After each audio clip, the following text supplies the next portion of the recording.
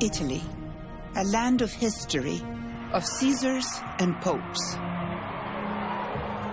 A land of passion and of beauty. The eternal city of Rome, the eternal landscape of Tuscany. Italy is culture, the art of the Renaissance, the architecture of the emperors. One small country concealing a dozen smaller ones.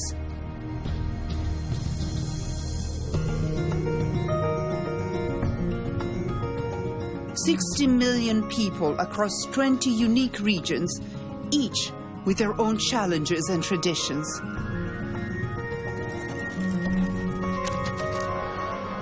This is a 21st century Italy, where classical and contemporary collide and create a glorious explosion of style. 2,500 years of history pulse in every Italian heart. This is the story of 6 Italians building their futures on the foundations of their country's past. Their country through their eyes.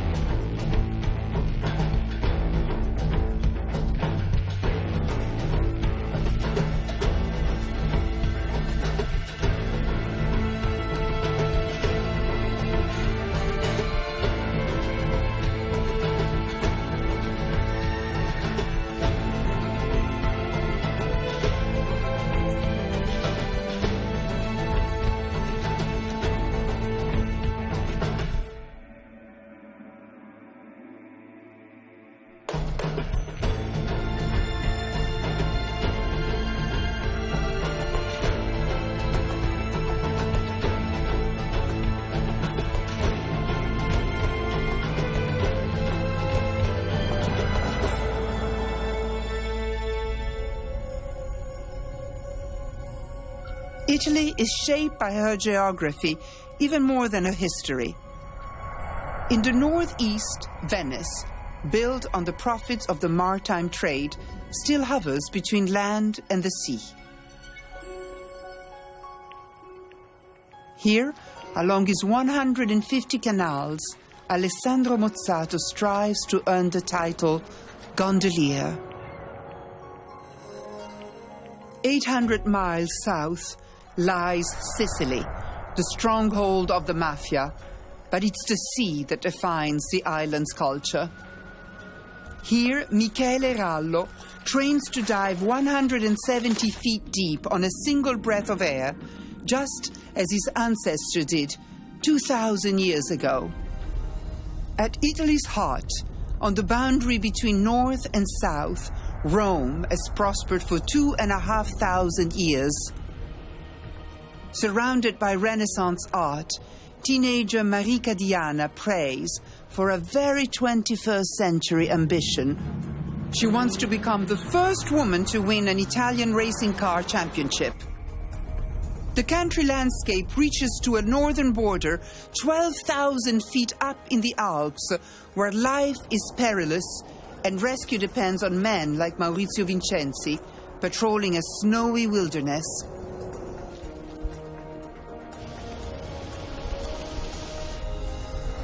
In Italy's fashion capital, Milan, one of the nation's greatest designers, Angela Missoni, aims to make her family's label into one of the biggest in the world.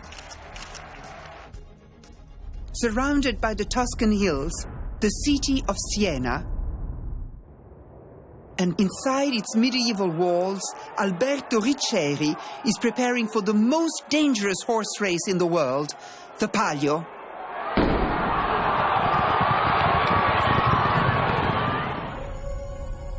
Italy has more World Heritage sites than any other country, but one city in particular is called the most beautiful in the world.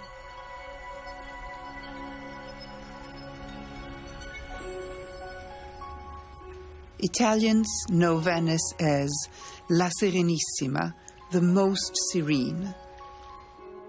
Surrounded by a lagoon, the city appears to float above the water. Founded 1600 years ago on a small chain of islands, the tidal waters that flow through the city have defined and protected its unique culture and heritage. Its most famous event is Carnevale.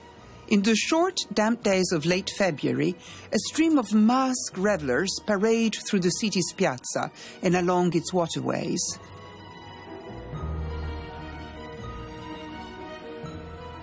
Throughout the year, the 150 canals that intersect the city serve as its roads. Even today, cars are banned and everything is delivered by boat. Its gondolas are as old as the city itself. They have become one of the most recognized symbols of Italy. Their unique curves help them through the narrow, tight-cornered canals. The design has evolved over hundreds of years through the work of boat builders like Roberto Tramontin. The gondola shape was revised by my great-grandfather 122 years ago. He took the gondola of the 18th century, which was very stretched out, and he made it more banana-shaped to make it more beautiful, and so it would work much better in the water.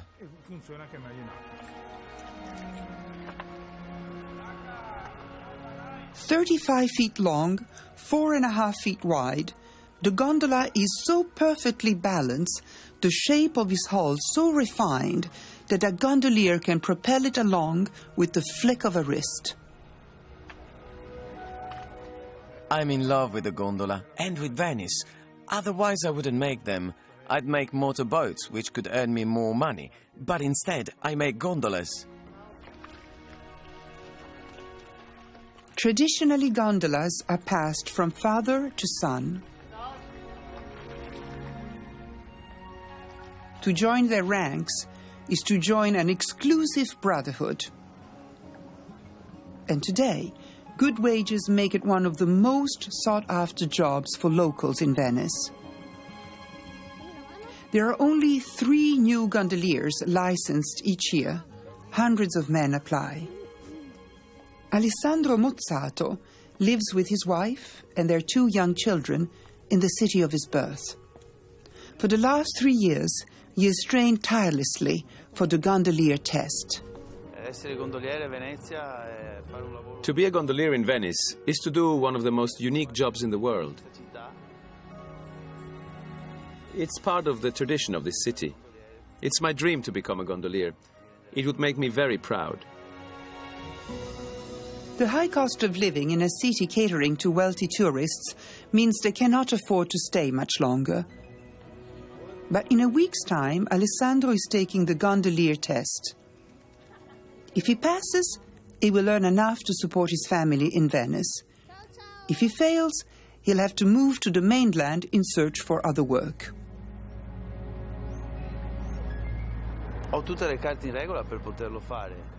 I've practiced a lot, and it should be okay.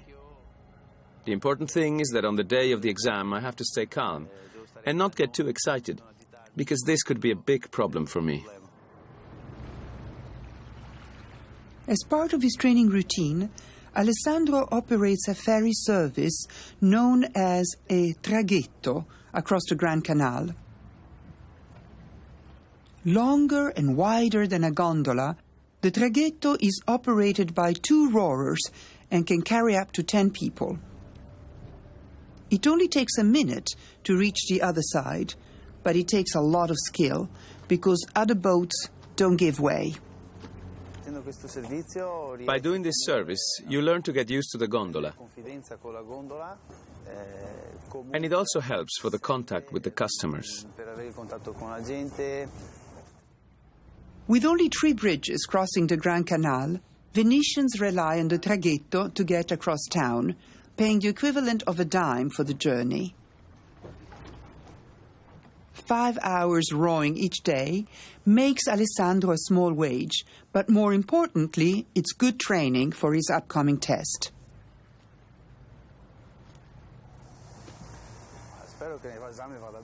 I hope the exam goes well. I'm very ready, but you never know. Anything can happen. That's why I've prepared myself for a long time. But still, I'm nervous. But I'm ready. After rowing all day, he has to clean the traghetto down so it's ready for the next shift. It is a true apprenticeship. Like many young Italians, 28-year-old Alessandro wants to keep up the old traditions.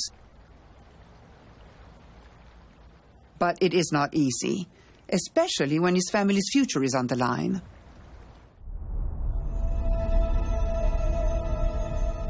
Italy has survived a turbulent past.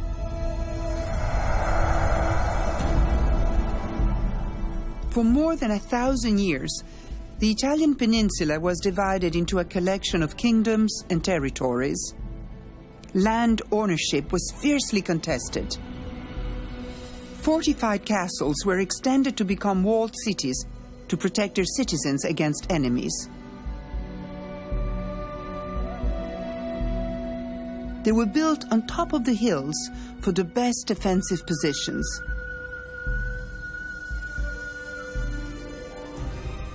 Inside the medieval walls of Siena, the historic divisions can still be traced. 700 years ago, each district was charged with raising troops to protect the city. Narrow streets still define their ancient boundaries.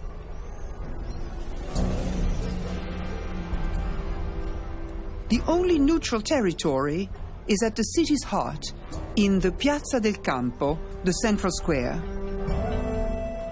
Surrounding it, each neighborhood is represented by its own colors and traditions. In Siena, allegiance to one's neighborhood lasts from birth until death.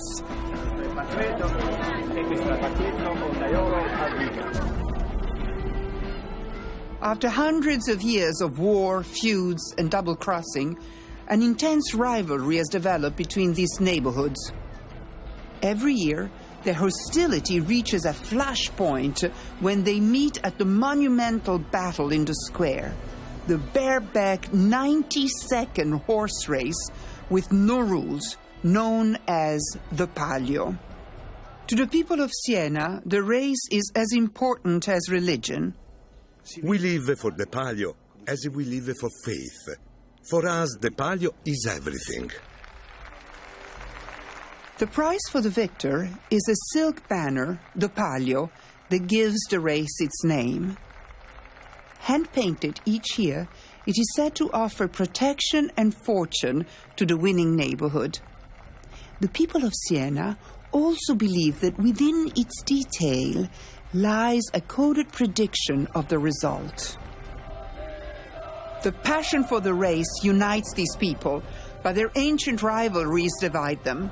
Here, the hope of each neighborhood rides with the jockeys, who represents them in the race. During the days of the Palio, you're a hero, an idol for the children, the hope of the young and old.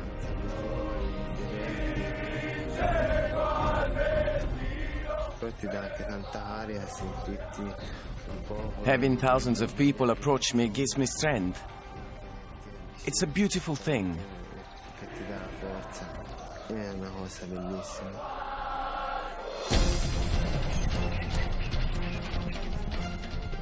Alberto Riccieri trains all year round for a chance to compete.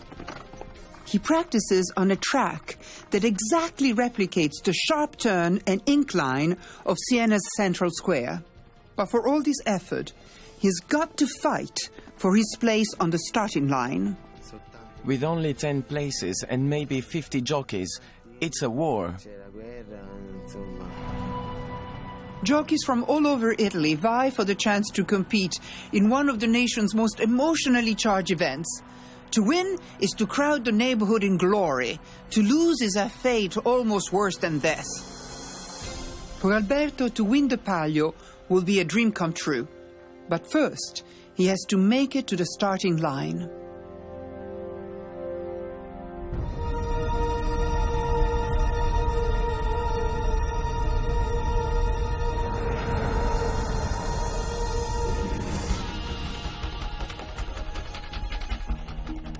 In Italy, the symbol of a horse is considered to bring good luck.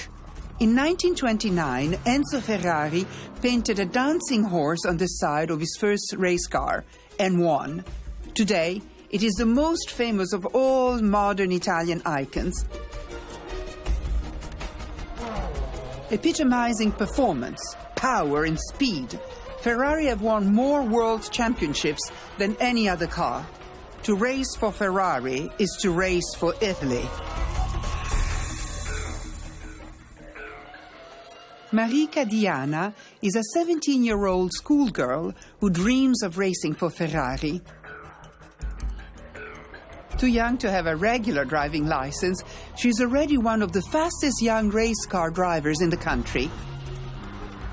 With one amateur race remaining, she wants to be the first woman to win the national championship. But before she can turn professional, she has to finish her final year of school in a suburb on the outskirts of Rome. Una resistenza. Più precisamente è la differenza di potenziale fatto alla resistenza. To help her racing career, she's studying engineering. As usual, she's the only girl in class. I don't think Italy is a male-oriented society. Many women do things that men do, either the same way or sometimes even better. So there's no problem. School finishes at midday, and like most teenagers in Italy, Marika returns home for lunch before training. Her parents and her younger sister are her keenest supporters.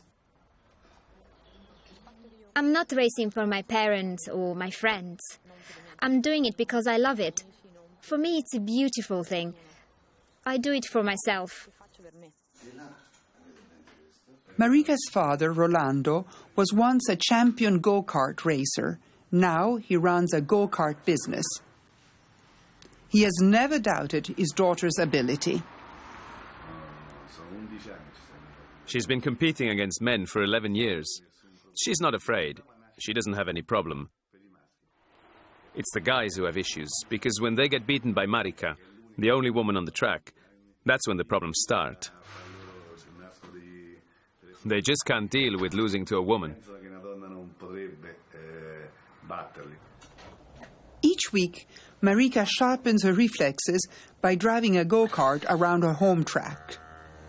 Nearly every Formula One champion has started this way. This is a training routine that Marika and her father have been following since she was a 7-year-old girl. If her dream comes true, I will follow her everywhere. Not just because she's my daughter, but because it will be like one of my dreams coming true.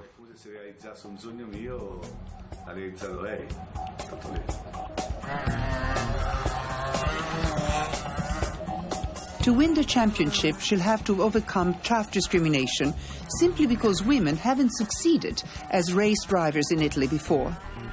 It is a road Marika is prepared to take. At the toe of Italy, halfway between Europe and Africa, rests the sun-scorched island of Sicily.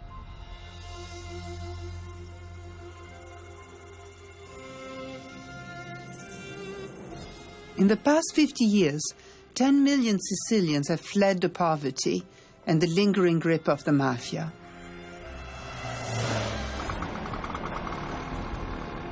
"24-year-old Michele Rallo has decided to stay on the island.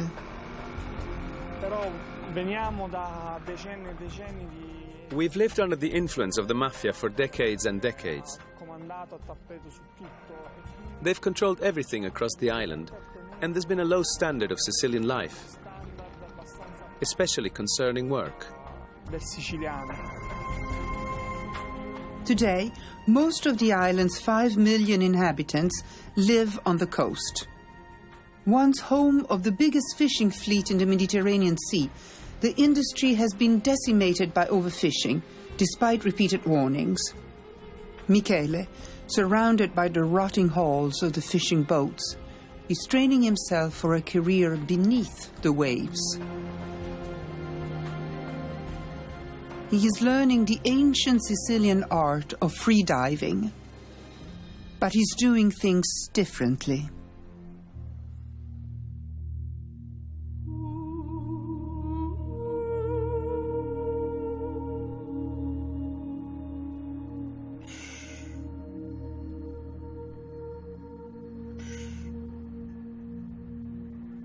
Each day, Michele practices yoga to learn to control his breathing.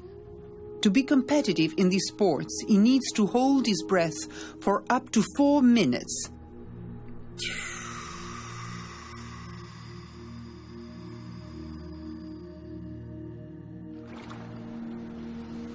And he swims and swims. A monofin helps him to glide through the water with the efficiency of a fish.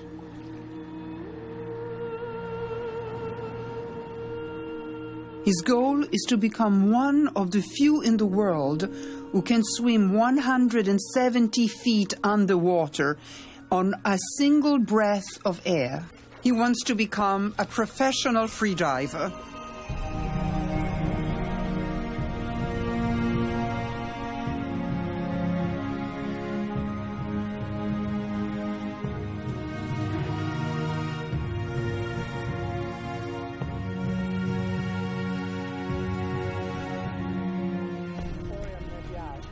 I like being in the sea more than I like being on land.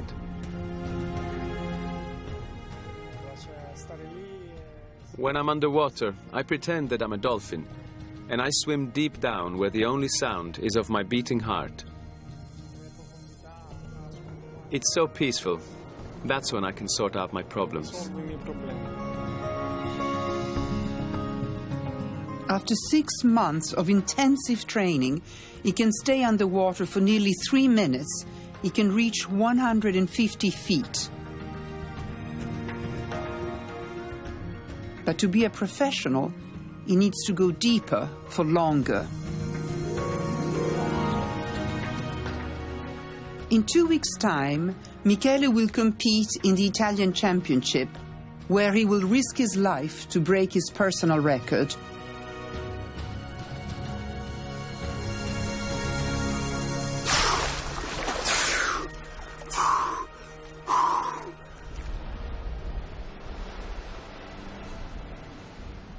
Days before the championship, Michele visits his parents. They understand the danger of freediving, and they are anxious.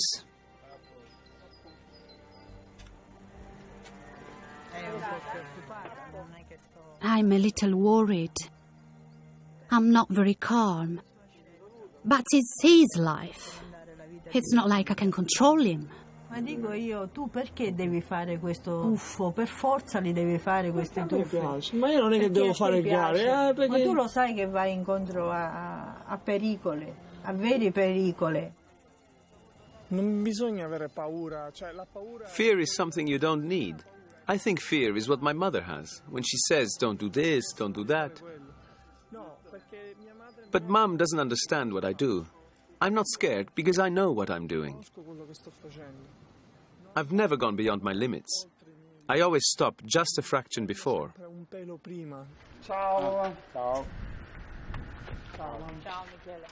In the championships, Michele cannot afford a single mistake. It could cost him his life.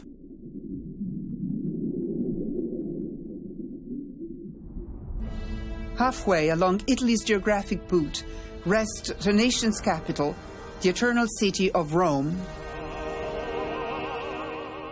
It is a city where history lives. You can still see the Colosseum, where gladiators battled and Christians were fed to the lions. The Acqua Appia that delivered fresh water 10 miles into the city. And the Forum, where Julius Caesar lived. This was the cradle of the mighty Roman Empire. And in a world it helped to shape, Rome is still a powerful influence.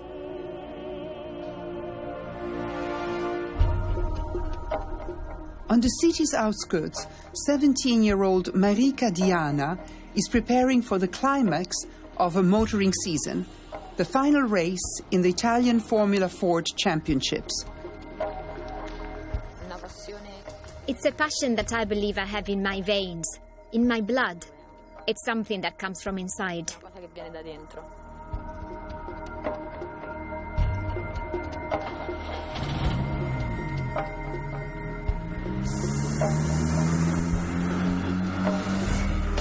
These cars race at 140 miles per hour.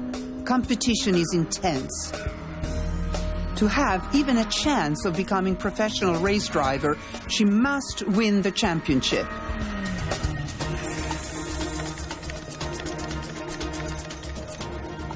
First, though, in the chaos of central Rome, Marika has to take a different kind of test. She might be the fastest 17-year-old driver in Italy, but Marika doesn't yet have a license to drive the family car.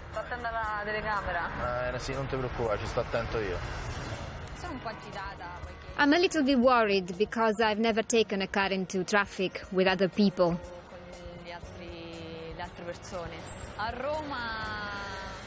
In Rome, they're all a bit mad.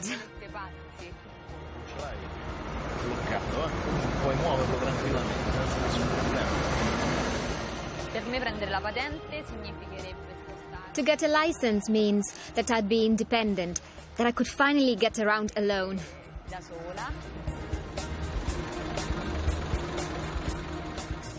Marika passes easily. Her real test will be on the track tomorrow.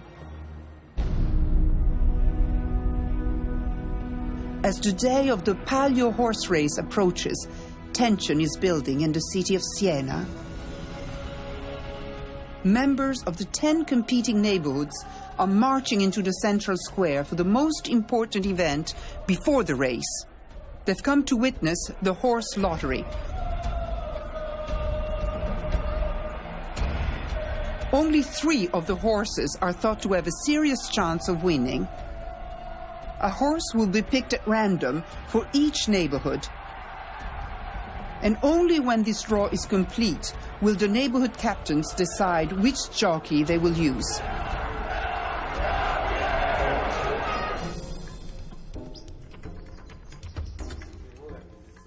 Alberto Riccieri, like the other top jockeys, is waiting outside Siena to avoid being mobbed by the emotional crowd. He prepares his riding gear and waits for the call asking him to race. But he knows his fate lies in the hands of the neighborhood captains. The horse lottery is a real moment of hope.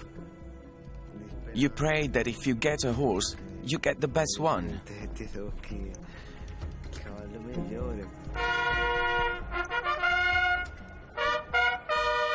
The lottery is an ancient tradition. Horse handlers representing each neighborhood wait in front of the stage. First, a horse is drawn. Then a neighborhood is matched to it. It is all down to luck. Numero 7. Chiocciola. Immediately, one of the favorites is drawn. For the lucky neighborhood, elation.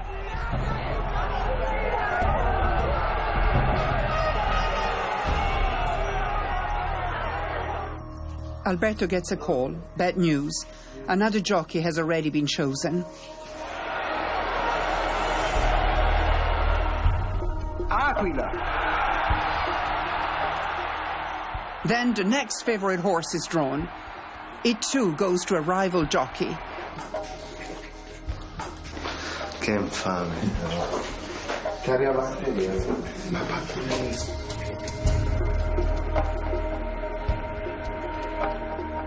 Otto. An unknown horse is drawn, and a wave of panic hits the crowd.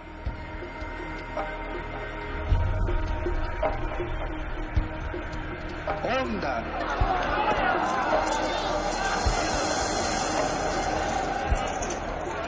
Disbelief overcomes the unlucky neighborhood.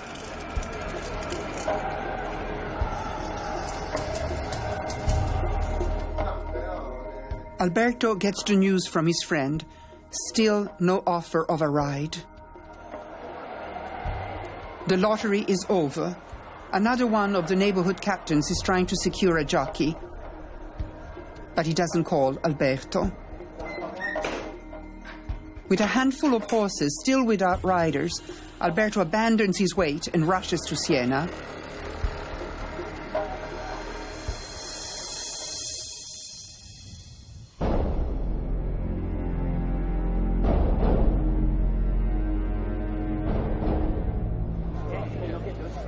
The central square has emptied. Only a few of Alberto's friends wait to offer consolation. The neighborhood captains have left along with their newly received horses. And then a call. Sandro, dimmi tu. The small neighborhood of Lupa throws Alberto the chance he has been praying for. They have drawn one of the favorites, and the captain wants Alberto to ride it.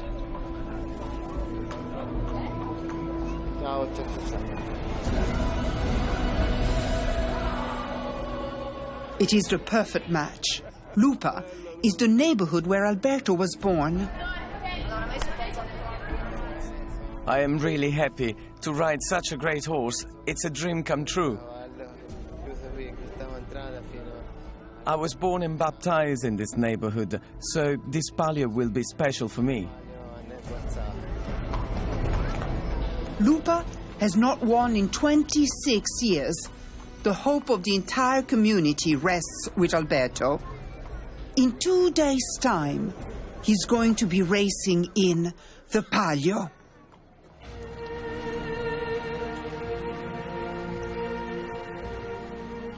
Along the romantic canals of Venice, everyday life seems like a performance.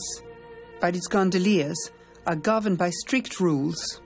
By law, they charge fixed rates, and they are forbidden to work independently.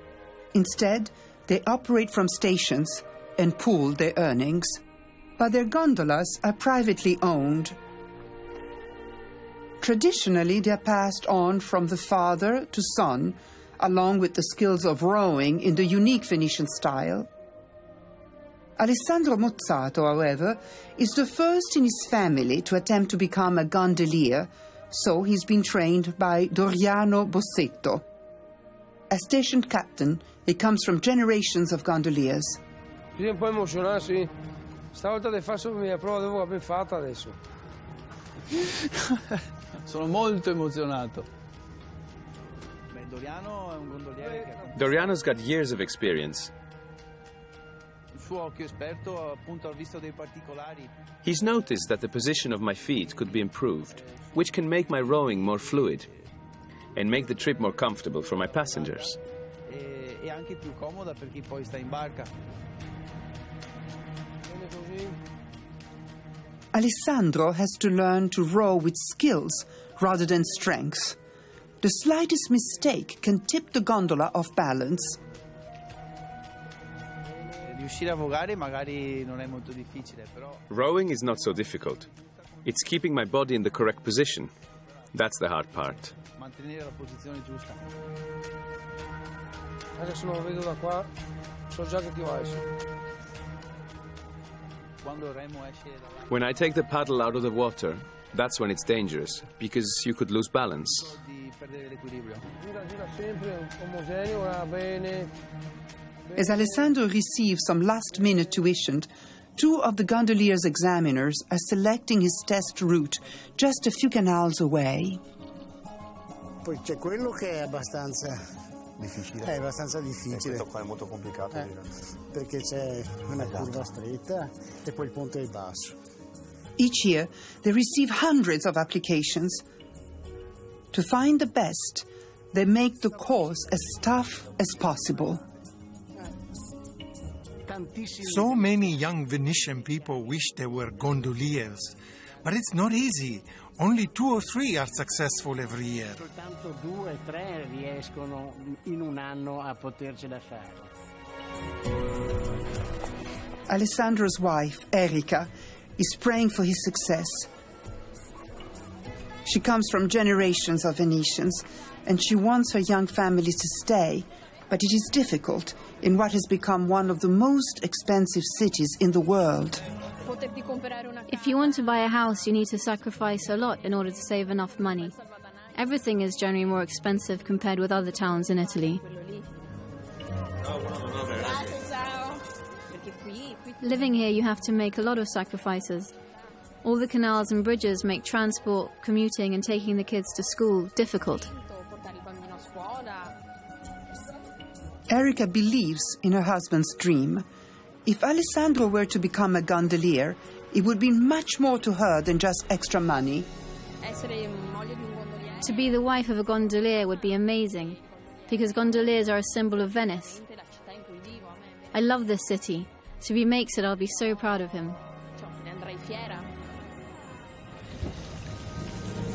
Bene.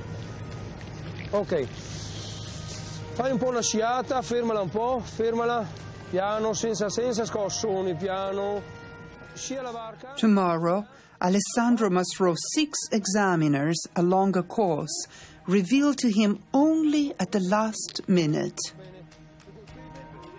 I'm really nervous about the exam, but it's such an important opportunity for me. I can't afford to waste it. A gondolier's license is almost within his reach.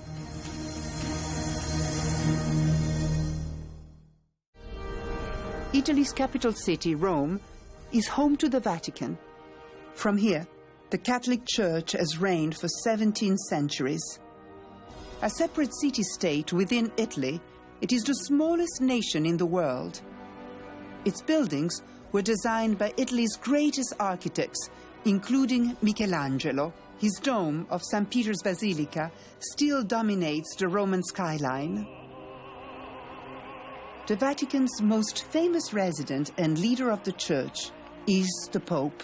His spiritual and political influence reaches around the world.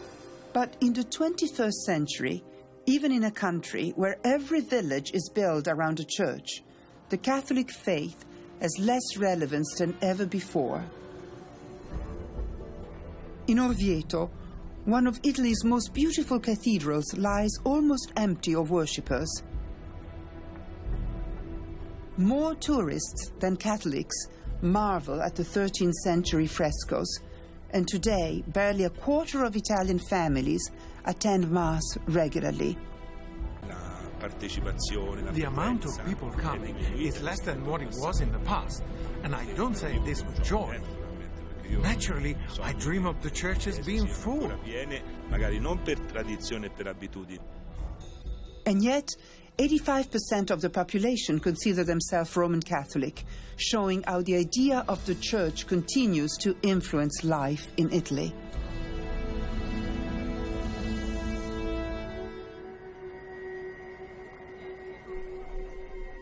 On the eve of a race, Marica and her father offer their prayers.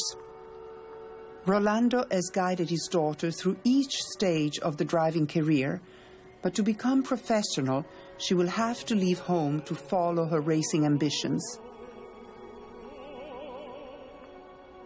Nearly all young Italians stay at their parents' home until marriage.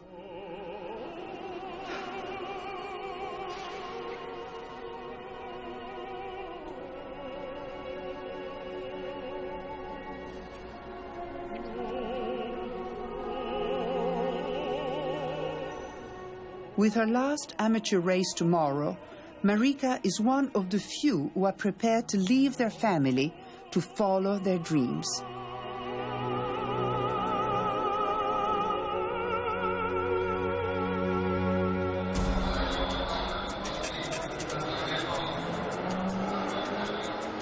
Ever since it was invented, nearly 100 years ago, motorsports has become almost a religion to Italians. Today, young hopefuls are pursuing their dreams of speed at the National Formula Ford Championship. Marica takes refuge in her pre-race rituals.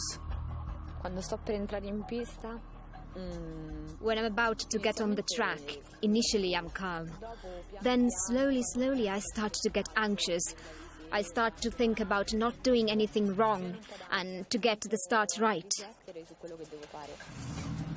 Formula Ford might be the junior branch of motorsport, but Marica will reach a speed of 140 miles an hour in a car 2 inches above the tarmac. A lapse of concentration could be fatal.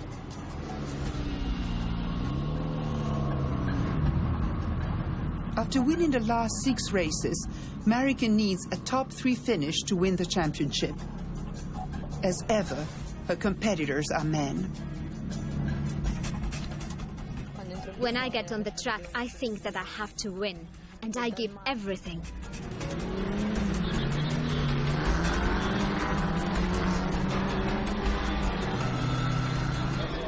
Marika's family has supported her passion for speed since she was 12.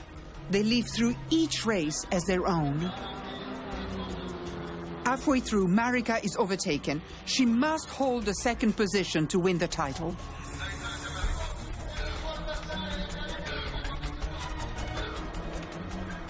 Other drivers continue to attack, but Marika does not give up.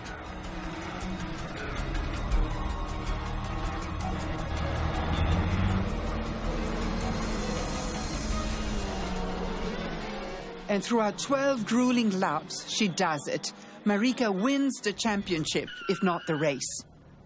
She is the first woman ever to claim the title. She has broken the tradition of male dominance. And to become a professional race driver, she's ready to break the teenage tradition of staying at home. It's a choice I've made. It's something that I love. So if the chance comes to drive professionally, I'll welcome it. And will be prepared for every step. To travel far from my family, from my friends, move towns, and even move countries. I am ready for anything.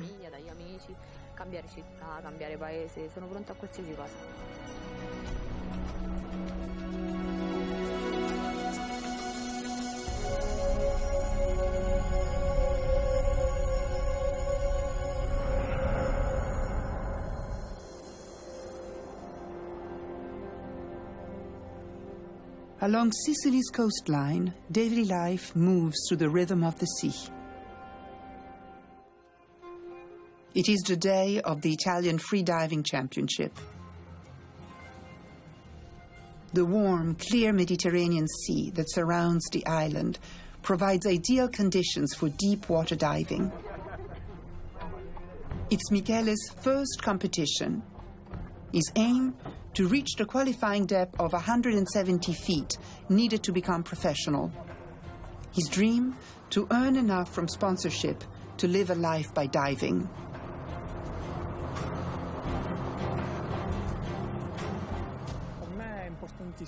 For me, the sport of freediving is very important. It's not only about my passion and love for the sea, it's about my life.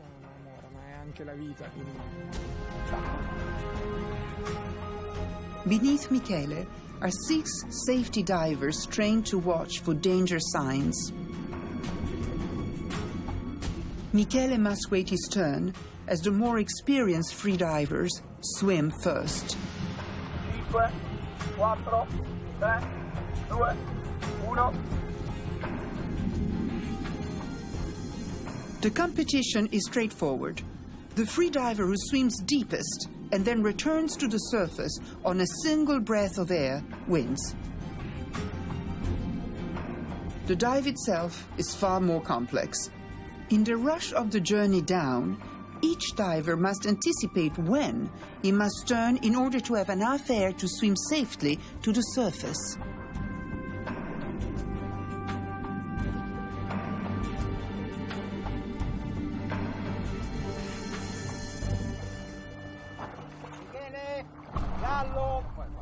Michele is given a 5-minute warning before his dive.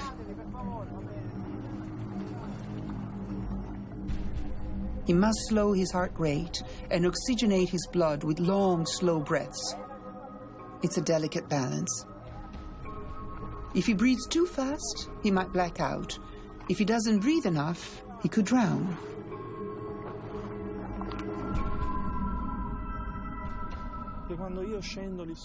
When I go down there, okay, I have the legs to go down, I have the muscles and they are strong, but I must be focused. Freediving is 90% mental and 10% physical.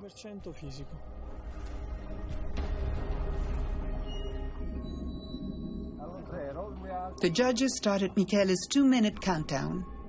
He dives downwards very quickly and almost catches the safety divers out of position.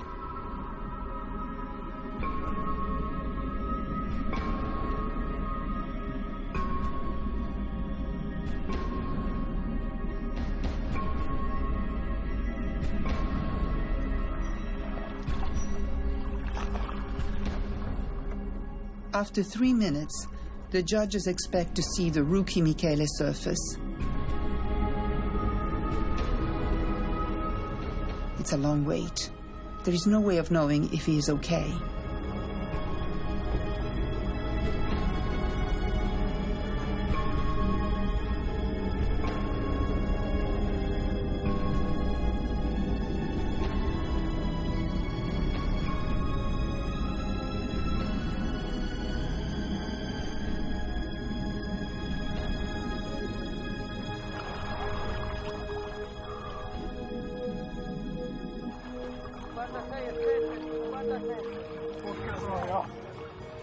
Michele went deeper than the 170 feet that will qualify him as a professional. It's enough for him to enter international events, enough to get him noticed by sponsors. I was really excited. I was waiting impatiently to go down. And because this was my first competition, I was a bit tense.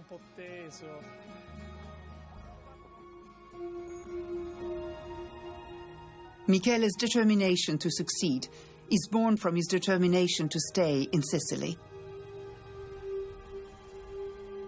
When most young people are leaving from mainland Italy, freediving offers his best chance of earning a living and keeping alive the island's seafaring traditions.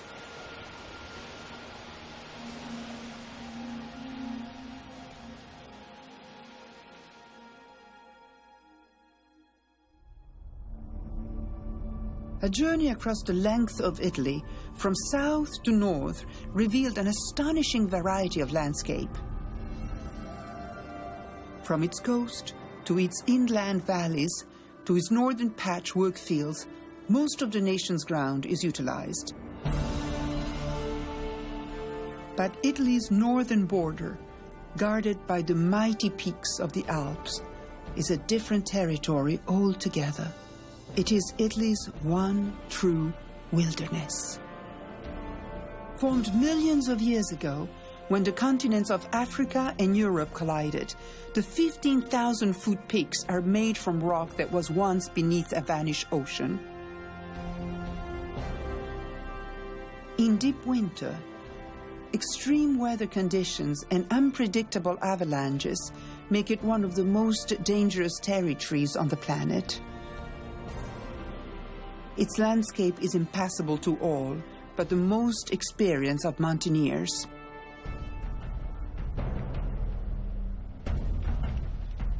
Maurizio Vincenzi patrols this alpine wilderness with a voluntary team of mountain rescuers. When I'm in the mountains, I'm not calm. I'm always alert. Not because I feel fear, but because I know that these mountains are treacherous. The team grew up together. They are mountain men who know they can rely on each other in an emergency. Throughout winter, rescue exercises keep them sharp. The fact that we do the job voluntarily is very important. We're not forced to. We do it out of a passion for the mountains.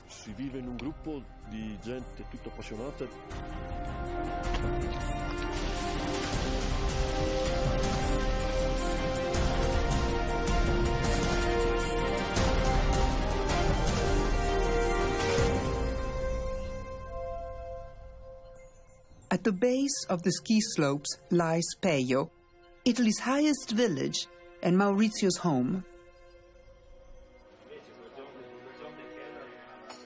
Only 2,000 people live here all year round.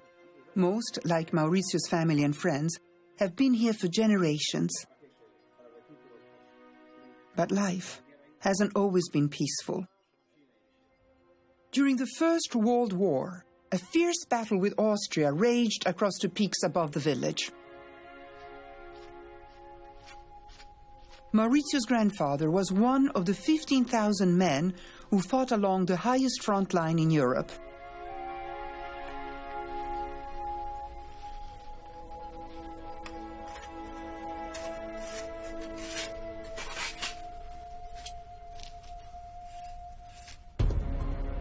Abandoned since the end of the war, the battlefield has been frozen and forgotten for nearly a century. Until now.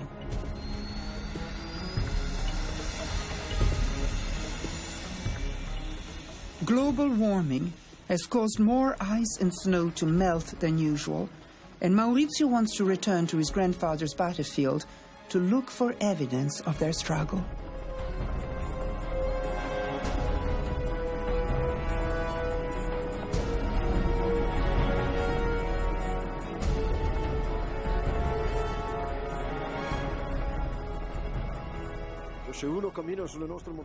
Up here in the beauty of the Alps, you feel the passion for their history. By coming here, I feel a connection with my grandfather, who was one of the thousands who lived and fought here.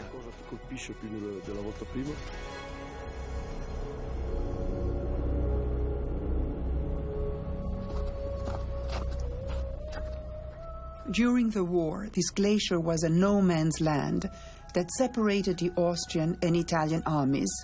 To cross it meant certain death.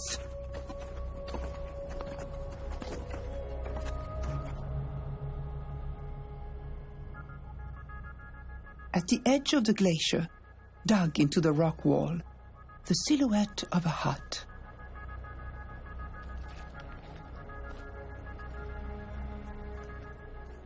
Locked under ice since 1918, the hut and its contents have been frozen in time.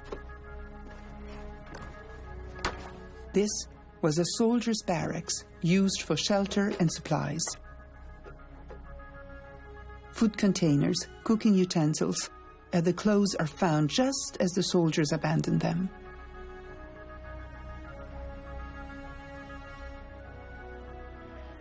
Scattered around the barracks are rusted bombs, disarmed after decades of exposure. Every object tells its story, and every object makes me think what could have happened.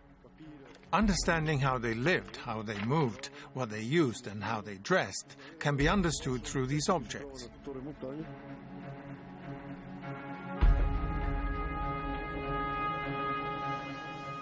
This hut was the soldiers' last refuge before being sent to the front line, half a mile ahead at the summit of San Matteo. Nearly 100 years on, Maurizio follows in their footsteps along the nation's border.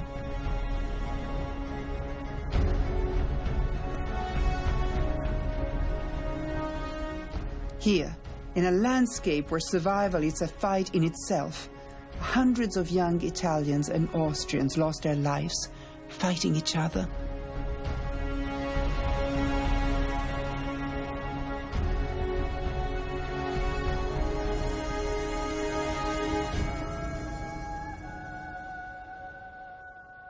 Today, a cross stands in remembrance of all who fell during the battle.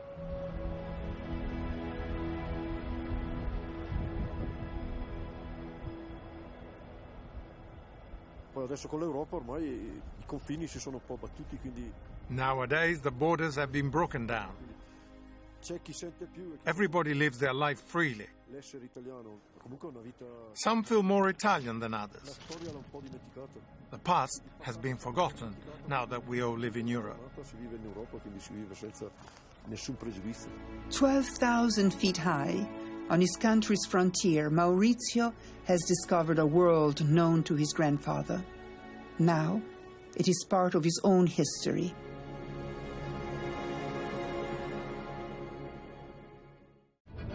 At the base of the Alps stands one of the fashion capitals of the world, the city of Milan. Here, along the streets of Italy's economic heart, fashion is the pulse of life. Looking good is not just a choice, but an expectation. The average Italian woman spends the equivalent of $6,000 per year on clothes. What she buys is influenced by Milan's Fashion Week, where local designs are showcased to buyers and press from around the world.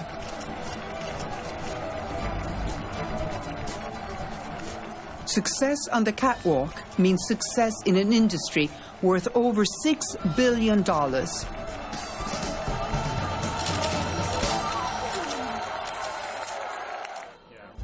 Angela Missoni is head designer of one of the best-known fashion labels in Italy. The family firm of Missoni was started by her parents 53 years ago. She's preparing for the Milan catwalk show, her most important yet. Angela's challenge is to keep Missoni, famous for his brilliant pattern, competitive alongside Prada, Versace and Gucci.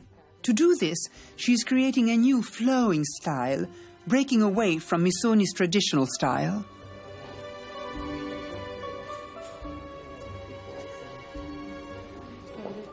I'm aware that if you're up for a certain number of seasons, there will be one season you go down. There's nothing to do because you're in fashion, and nobody can stay at the top. So I already consider Missoni like a miracle. The Missoni signature is explosive color and bold striped knitwear. Missoni is unique in fashion. Unlike any other label, Missoni weaves their own pattern from bare thread in their own factory on the outskirts of Milan. Every part of their clothing is truly made in Italy. Angela's brothers, Vittorio, who is the business manager, and Luca, the menswear designer, join her on the factory floor each day. Together, they produce the entire range of Missoni garments with the same attention to detail pioneered by their parents.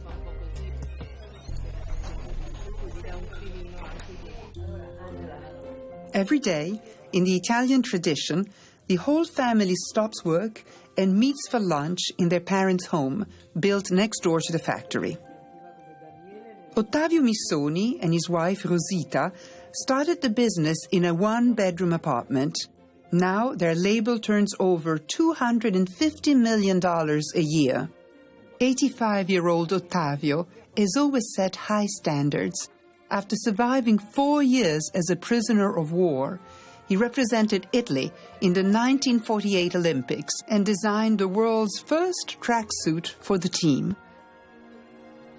Now Ottavio has handed over the control of the Missoni empire to his children. How it is run? It's up to them. In our case, the family and the business are two separate things, but they've always been linked. Now my kids are involved in the business, they give me some duties and I give them my blessing. They wanted to come and work in the company, so if they don't go well, it's not my fault, it's theirs. It's 6 weeks until showtime. Angela is working on the cut of the new designs, but there is a problem. After last season's success, the factory has been hard-pressed meeting back orders. Now there isn't much time to produce the intricate new designs Angela needs for the show. We have to be ready in 1.5 months with 300 new garments, pieces of clothes, right? And they have to have a meaning and they have to go together. And that's why it's the moment where you're rushing to have your prints done, because if you don't have the fabric, you cannot do the dresses. Angela heads down to the factory floor for a crisis meeting. She has to decide which of her designs take priority in the limited time they have. The factory must work flat out. The future of the whole Missoni empire rests on meeting that deadline. You have 300 people working here, plus you have another 500 people working in other factories outside, and you do feel responsible, right? It is a heavy burden to maintain Missoni's iconic status and pioneer new designs. Her success hangs on her next collection.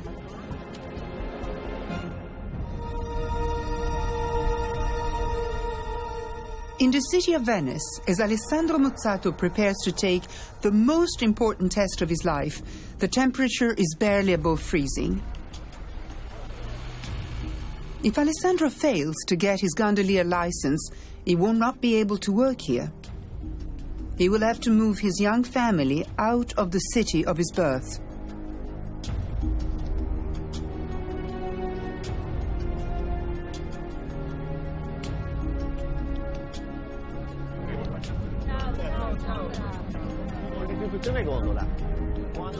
The examiners are waiting for him.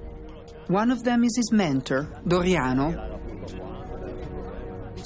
First, we're looking at the way he presents himself. Once he starts rowing, he can't touch the sides. He can't push off the walls with his feet. And he must row steadily. You know, we're talking about a gondola who carries people, not bags of potatoes.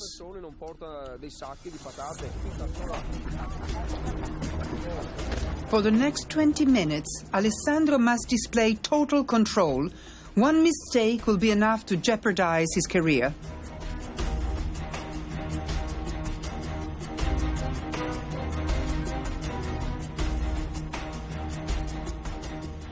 Alessandro starts well, with no problems. But as he rows deeper into the San Marco district, the canals get narrower and the turns get tighter. Halfway through the test, Alessandro faces an unexpected obstacle. Building work on the corner of a canal has narrowed his turning circle. If any part of the gondola touches the canal wall, he will lose points.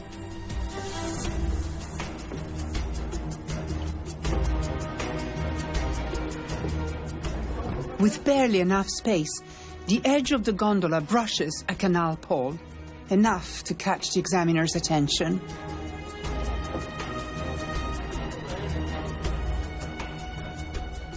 With a clear run to the end of the course, Alessandro's test is over. It will take a month for his test result.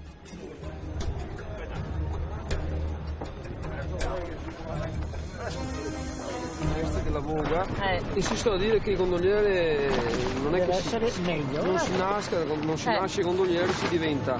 Allora, come prova per me è andata solo sulla sufficienza, bene. Comunque deve imparare a adesso convivere con la gondola, con l'ambiente. Come voga, per me è ok. After dedicating the last 3 years to becoming a gondolier, Alessandro must now wait for the examiners to make a final decision. Only then will he find out if he's going to fulfill his dream.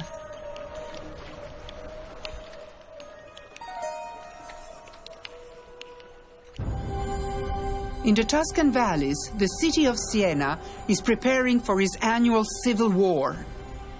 Tomorrow, 10 of its rival neighborhoods will compete against each other in a bareback horse sprint around the city's central square. Its ancient bricks are being covered with 4 inches of compact sand in preparation for the race. It is an exact process. Both horses and jockeys have met their death on this tightly cornered track.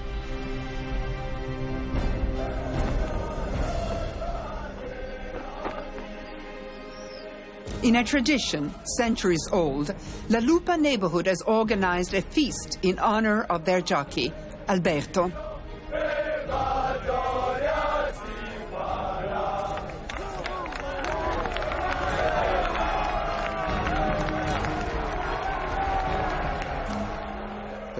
I realized that during the days of the Palio, you're a hero.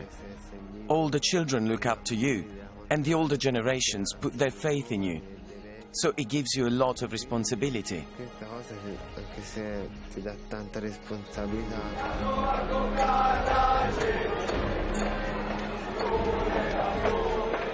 It's an occasion where the whole neighborhood comes together, even some who live abroad. They all want to be at the dinner where Alberto sits in honor at the top table. No one misses out. Le emozioni che mi avete trasmesso, siete veramente un grande popolo. E visto che sono nato e cresciuto qui in questa contrada, è giusto e sia qui che io vinca il mio primo palio nel Balcano.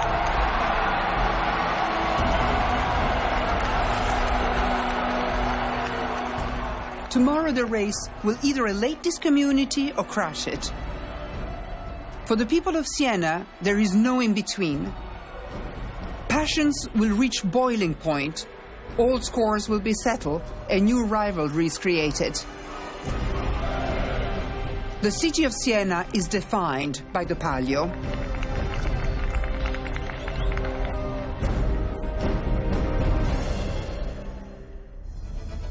In the European style capital of Milan, Fashion Week has started. Italy's most famous labels are presenting their latest collections to buyers and critics from around the world. A good show can bring huge profits. A bad show can put a label out of business. Fashion designer Angela Missoni is preparing for her catwalk show tomorrow. It's her most important yet. The Missoni factory has just delivered garments and accessories for the show. 22 of the world's top catwalk models have been waiting so that each outfit can be individually fitted. Angela is fretting over every last detail. Terribile. È terribile. Non su, non su. Giù, giù, giù, giù, giù, giù, là. Her latest designs are very different from previous collections. By using softer shapes and a muted palette, she could disappoint Missoni's usual clients. Missoni is a label people like to rely on also. So if they find a good shape of trouser, they would like to find it next year too. Now the hardest choice has to be made, the final lineup of the show. After working the factory hard to meet the deadline, one of the dresses has to be dropped. It is a costly decision to make at such a late stage. This dress is not going to be in the show. It's not a statement.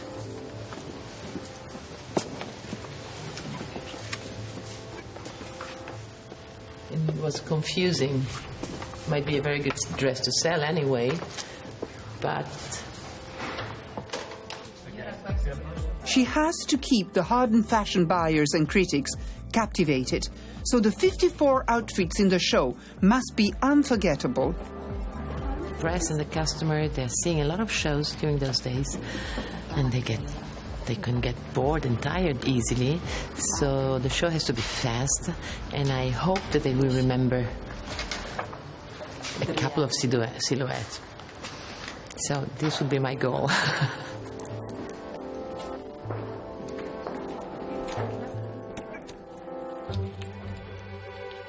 Despite this, Angela still has to find the right girl for the final outfit. 19-year-old New Yorker, Emina, wants to be a new face at Missoni. It's a big thing to be in the Missoni house. It's Missoni. Everybody's been known of Missoni since my mother was a little kid.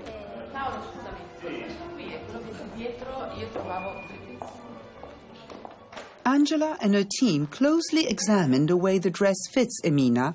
They have to.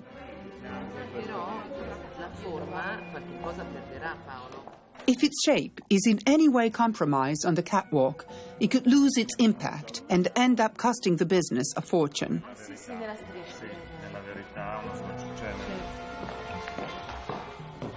I feel that Emina is really right for this one.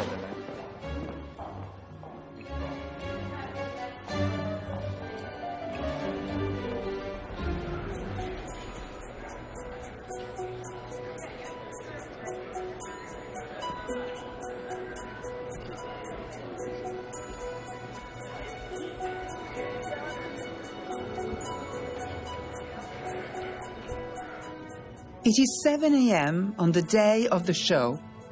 Each model begins a 3-hour hair and makeup session.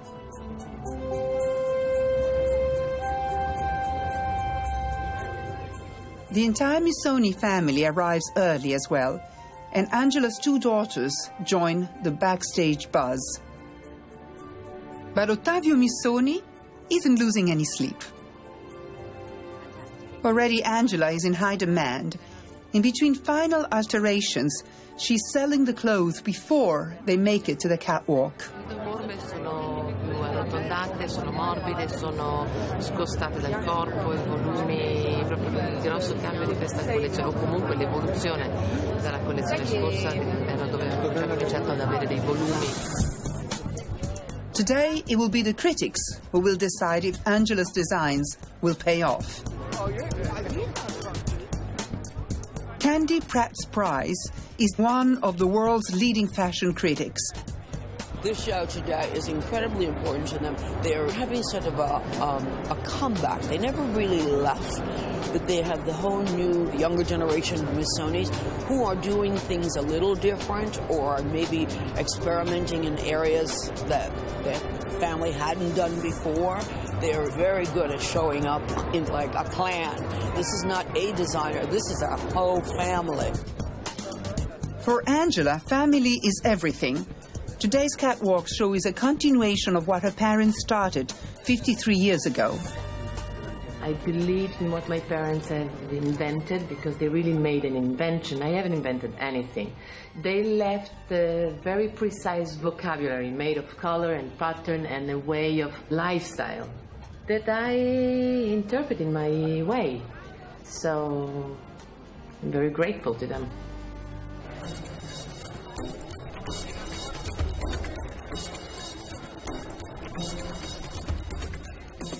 It's 5 minutes until showtime.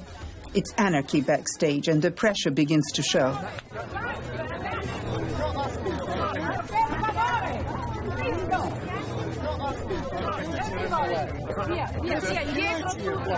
Sorry, if you stay out of the way.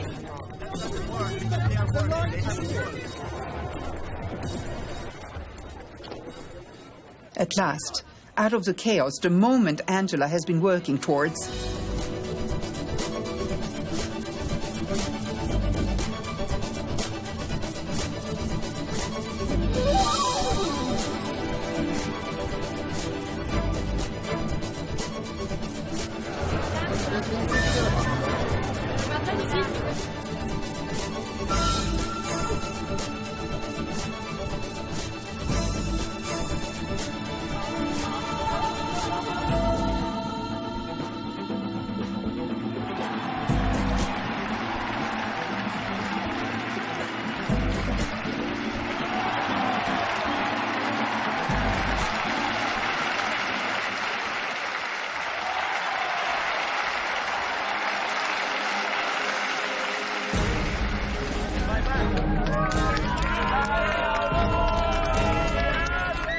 Backstage, Angela's brothers are the first to congratulate her. Best of all, the critics seems to be impressed. The whole color, it's been unique to any other collection. The buyers and the retailers, of course, make sure to run and buy it because the customer's going to want it. In the following months, fashion reviews reveal that Angela's soft flowing clothes have been a triumph. And the Missoni Family Factory's Made in Italy label is assured.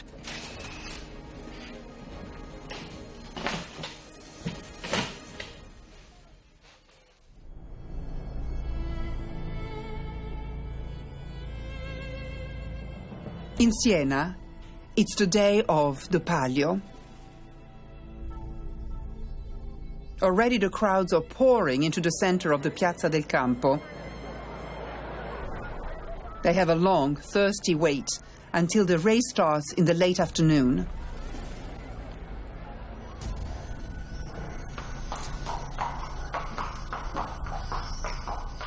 Palio jockey Alberto takes advantage of the backstreet calm to connect with his horse. He has only ever ridden Zodiac twice before. To win the 90-second sprint, both rider and horse will need to react as one. Zodiac is a very unique horse. He's a very charismatic and fierce animal. This morning we've been doing some work and I've already seen an improvement since yesterday. Certainly in the way he gallops. Just now I've been fine-tuning his reactions so that we can get the best possible start.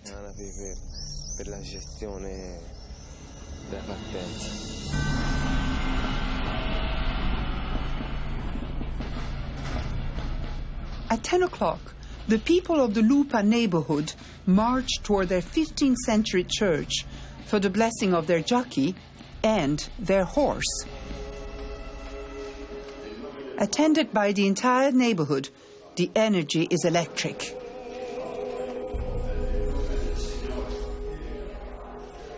The ideal horse must be very calm and determined, because the race is very stressful.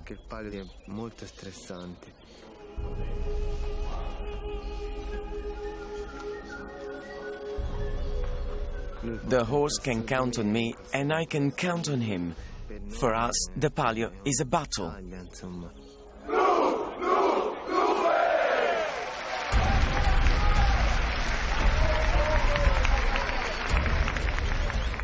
Then, with the other 10 competing neighborhoods, they move toward the central square. This is how each neighborhood went into battle 700 years ago.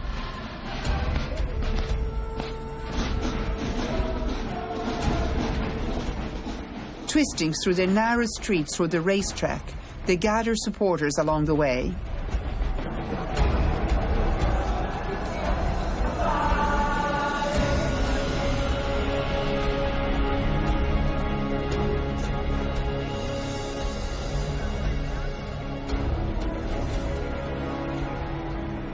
"60,000 people are packed in the Piazza del Campo."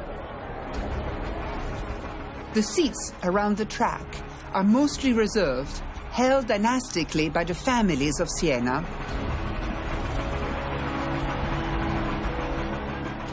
Alberto rides onto the track with Zodiac.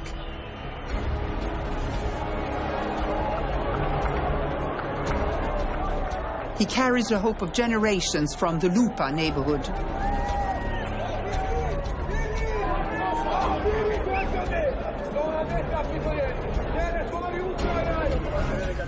And he carries his own lifelong ambition. Ahead of him is the most dangerous track of any horse race in the world. Its sharp turns and tricky surface breaks horses' legs and jockeys' hearts. The winner will be the first horse to cross the finish line after 3 laps. The race will be over within 90 seconds, but it will live with the winning neighborhood forever.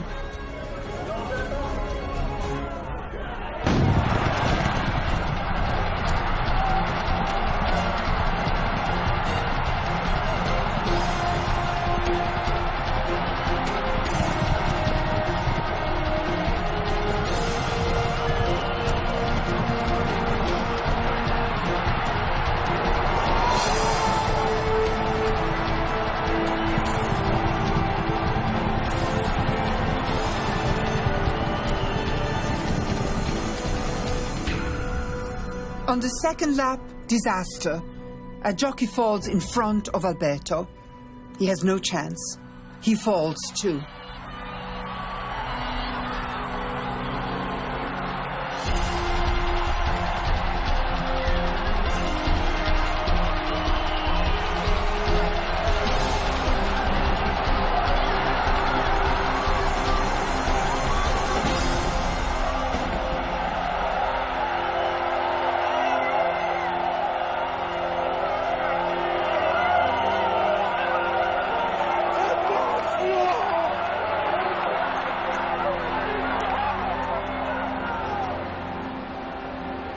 The Bruco neighborhood crosses the line first, and the crowd surges onto the track.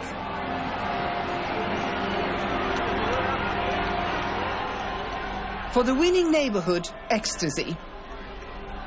They carry their prize of the banner back to their local church. For them, it represents much more than victory. It is an omen of good fortune that promises to change their lives forever.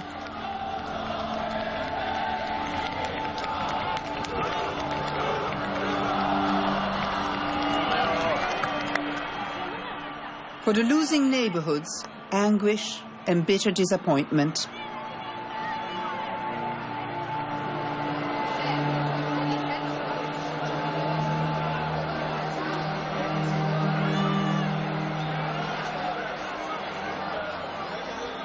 In the confusion, Alberto is taken away in an ambulance. No one knows the extent of his injuries.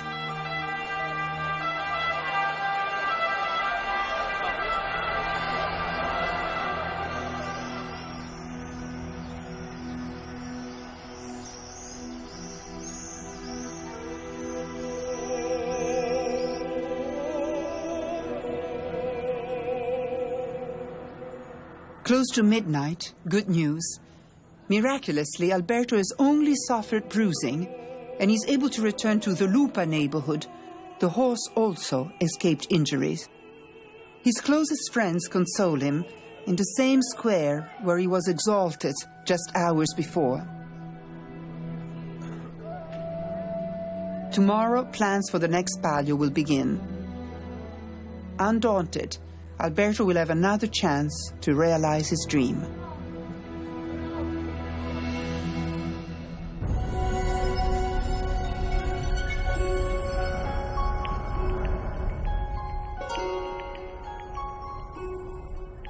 At the end of February each year, the city of Venice shrugs off the winter gloom and explodes into color with the arrival of Carnevale.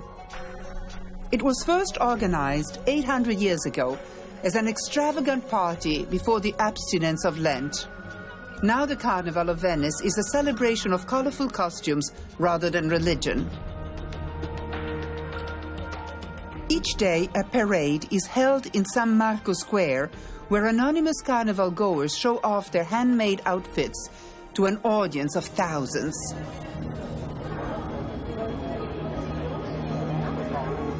Venetians first put on costumes to escape the constraints of everyday life.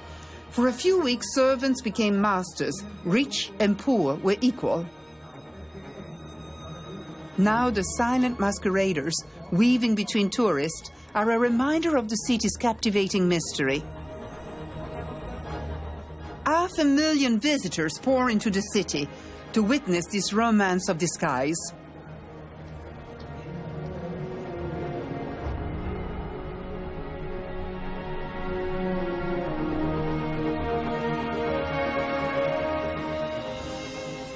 For the locals, it's one of the busiest times of the year, and Alessandro Mozzato wants to get to work.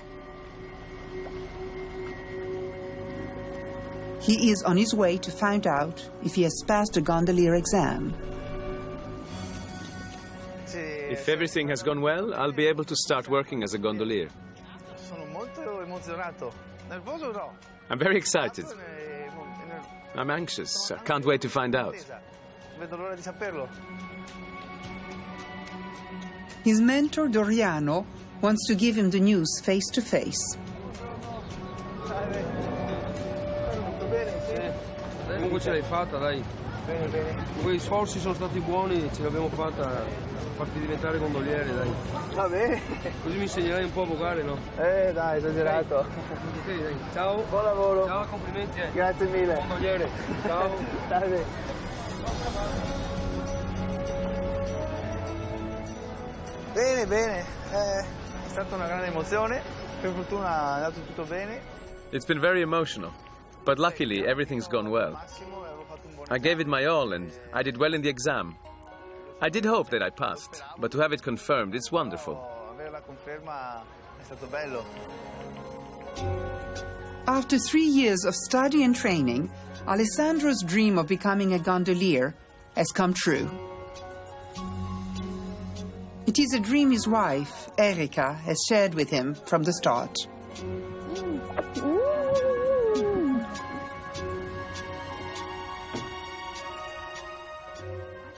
It means that he and his young family can stay and live in Venice.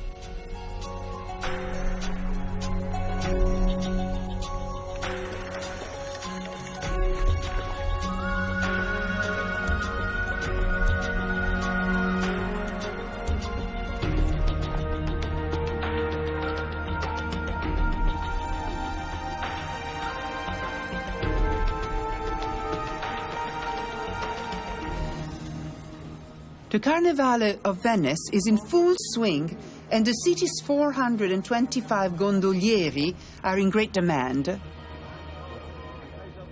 And Alessandro is qualified to start at once.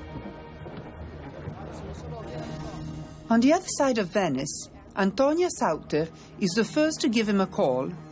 Antonia is organizing the most exclusive party of the carnival. And she needs a gondolier to deliver one of her handmade costumes to a guest. Ciao Alessandro. Tutto bene? Sì, tutto bene. Pronti per la grande festa allora? Prontissimi, sono venuto a ritirare il vestito. Eccolo qui. Perfetto. Questo è il corno togale. Questo è bello. Perfetto. Il corno togale. The ball begins in just 4 hours' time, and there are still hundreds of costumes that have to get to her clients. I'm very worried. I try not to show how worried I am, but this is part of the whole adventure. I'm always worried about not being really able to make people dream. This is my only concern. If they will be able to dream, I will be very happy. Antonia's flamboyant costumes are based on 17th century Venetian fashion and take up to 3 weeks to hand stitch.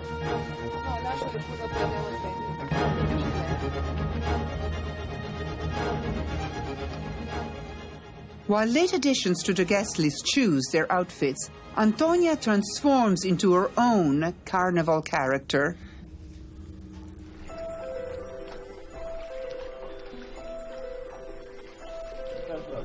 Alessandro's final call on his first day at work is to deliver Antonia to her ball.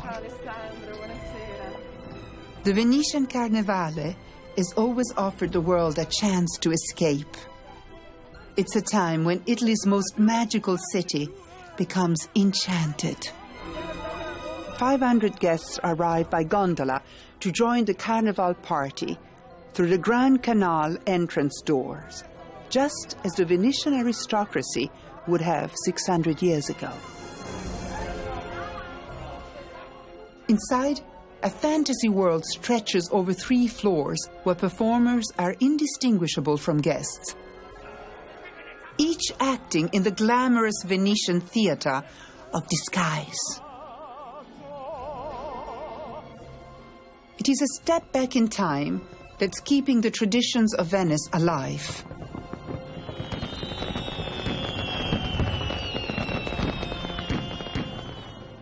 For both Antonia and Alessandro, it is a tradition, which is also a privilege, that they have worked hard to be part of.